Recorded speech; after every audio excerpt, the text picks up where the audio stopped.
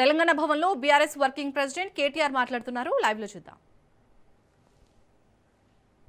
కొత్తగా స్వాతంత్రం వచ్చింది, ఎటు ముందుకు నడవాలి అని ఆలోచన చేసి 1951-52 ఆ ప్రాంతంలో మరి జనవరి 26 నాడు మనకు 1951 జనవరి 26 నాడు భారత రాజ్యాంగం అమల్లోకి వచ్చింది. దాన్నే మనం గణతంత్ర దినోత్సవం అని జరుపుకుంటాం. 26 జనవరి రిపబ్లిక్ డే. అందులో ఏం రాసిండ్రు అంటే, ఇది ఎందుకు చెప్తున్నా ఇదంతా మీకంటే, రాజ్యాంగంలో నిజంగా మహానుభావుడు అంబేద్కర్ గారు ఎంత గొప్పవాడంటే, అప్పటికి చాలా దేశాలు, అమెరికా కానీ యూకే కానీ అంటే బ్రిటన్ కానీ ఇంకా వేరే వేరే దేశాలు కానీ అవన్నీ కూడా మెల్లగా కొన్ని మార్పులు చేర్పులు చేసుకుంటూ వాళ్ళకి స్వాతంత్రం వచ్చినాక ఒక దేశంగా ఎట్లా ముంగటికి పోవాలని ఆలోచన చేసుకొని ఒకటి సవరించుకుంటూ పోయినారు. కానీ అంబేద్కర్ గారు ఎంత గొప్పోడంటే, మనం అడగలేదు, మనము ఎవరు ఆందోళన చేయలేదు, ధర్నాలు చేయలేదు, ఆనాడున్న మన తాతలు తండ్రులు కొట్లాడలేదు. ఆలోచనతో దేశంలో ధనవంతుడైనా పేదవాడైనా ఒకటే ఓటు ఉండాలి, అందరికీ సమానమైన హక్కు ఉండాలి ప్రజాస్వామ్యంలోని ఆనాడు ఎవరు అడగకుండానే నిర్ణయం తీసుకున్నది మహానుభావుడు అంబేద్కర్ గారు. ఇవాళ మీకు చిన్న విషయంలో కనిపిస్తుంది ఆలోచిస్తే, వెనుకకు తిరిగి చూస్తే ఇవాళ సీనన్న కోటు ఉంది, నాకున్నది ఏమున్నదని మీకు అనిపిస్తుంది. కానీ చాలా దేశాల్లో సాటి మనుషులు కూడా చూసేది కాదు. ఓటు హక్కు కోసమే యుద్ధాలు చేయాల్సిన పరిస్థితి. మీకు ఇంకా మా అక్క చెల్లెళ్ళకి తెలియాలి, అమెరికా లాంటి దేశంలో కూడా స్వాతంత్రం రాగానే ఆ మహిళలకు ఓటు హక్కు ఇయ్యలే.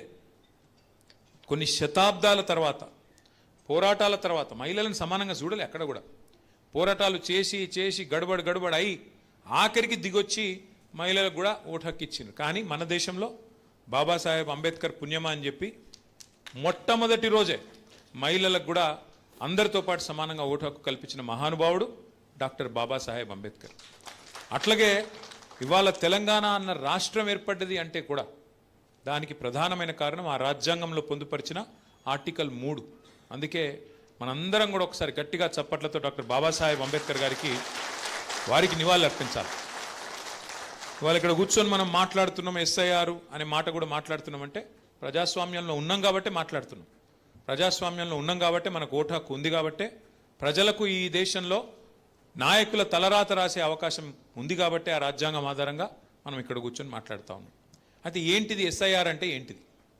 ఎస్ఐఆర్ అంటే స్పెషల్ ఇంటెన్సివ్ రివిజన్, అంటే ప్రత్యేకంగా చేసే ఒక వడపోత కార్యక్రమం. ఓటర్ల జాబితాను ఎవరు ఉన్నారు ఎవరు లేరు ఇవన్నీ తెలుసుకున్నందుకు ఒక ప్రత్యేక వడపోత కార్యక్రమం. మరి ప్రతి సంవత్సరం జరుగుతుంది కదా, కొత్త ఓట్లు రాయించుకోవచ్చు కదా జనవరి 1కి అని కొంతమందికి అనిపించచ్చు. ప్రతి సంవత్సరం జరిగేదానికి ఎస్ఐఆర్కు ఫరక్ ఏంది అంటే, ఇప్పుడు మీకు తెలుసు 10 ఏళ్ళకి ఒకసారి మన దేశంలో జనగణన జరుగుతుంది, సెన్సస్. ఎవరు ఉన్నారు ఎవరు లేరు, నీ వయసు ఎంత, ఇంటికి వచ్చి రాసుకపోతారు చూడు.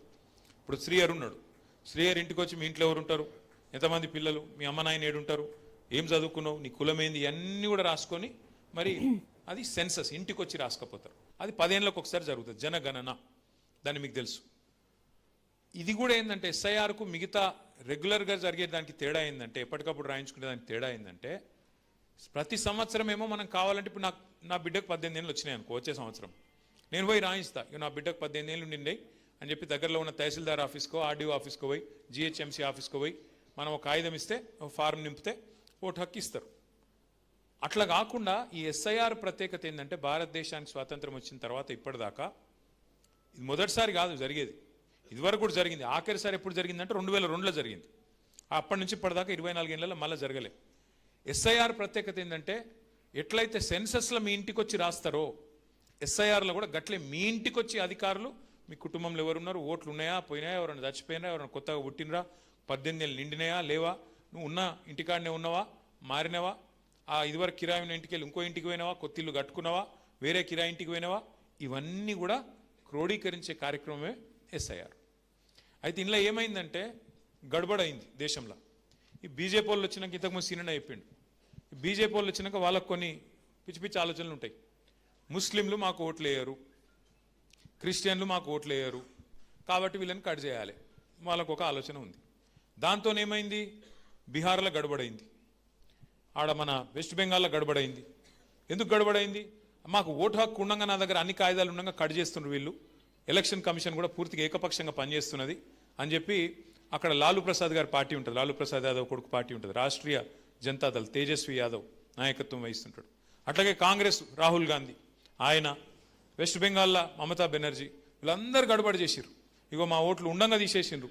हमारे पास सब कुछ है, कागजात है, सब कुछ है, आधार कार्ड है, रेशन कार्ड है, हर चीज़ है, पर हमारा होना बोल के निकाल रहे हैं, हम माइनॉरिटी है, इस वास्ते निकाल दिए అని చెప్పి గడబడైంది.